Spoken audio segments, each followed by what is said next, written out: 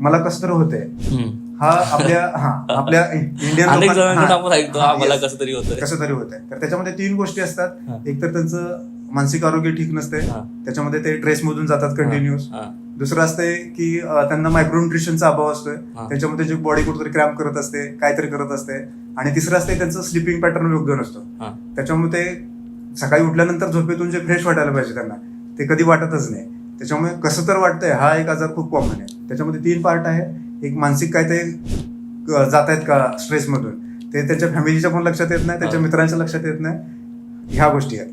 आणि दुसऱ्या गोष्टी आहेत की आपल्या डाएटमध्ये एवढं आपण ओव्हर कुकिंग करतो बऱ्याच वेळा, तर मायक्रोन्युट्रिशन आपण डिस्टर्ब करतो.